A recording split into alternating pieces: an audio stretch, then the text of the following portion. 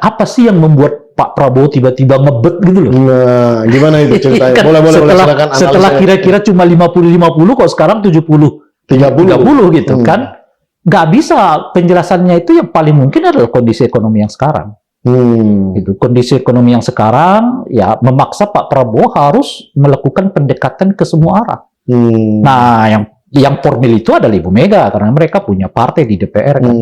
Yang non formil kan juga disampaikan oleh Pak Prabowo. Saya siap kok berdialog dengan tokoh-tokoh dari Indonesia Gelap macam-macam dan sebagainya itu ya. Termasuk kemarin beliau juga mengajak 7 ya kan pimpinan redaksi dari berbagai media massa ya untuk berdialog juga dengan beliau gitu. Jadi situasi ekonomi ini memang menghajarkan Pak Prabowo untuk kemudian lebih terbuka kepada siapapun, menyerap semua aspirasi manapun gitu, khususnya kepada Ibu Mega, karena Ibu Mega itu menurut saya mulai tampil nih dengan dua kekuatan gitu. Kekuatan pertama secara formil mereka punya anggota legislatif yang nggak kecil di DPR ya. Lalu yang kedua adalah konsolidasi partai politiknya yang makin solid. Itu juga bisa dibuktikan Ibu Mega dengan suratnya yang memerintahkan gitu atau yang meminta ya kepala daerah yang datang dari PD Perjuangan menunda kehadirannya di retret kemarin dan ternyata ditaati. Itu kan artinya apa gitu? Artinya kepala daerah ini masih lihat Ibu Mega loh, bukan Presiden Prabowo gitu kira-kira. Nah itu, dan saat yang bersamaan kelompok oposisi non parlemen, katakanlah misalnya masyarakat sipil society macam-macam, juga waktu demi waktu makin menguat gitu. Dan lama-lama kelamaan seiring dengan waktu mungkin dapat ketemu.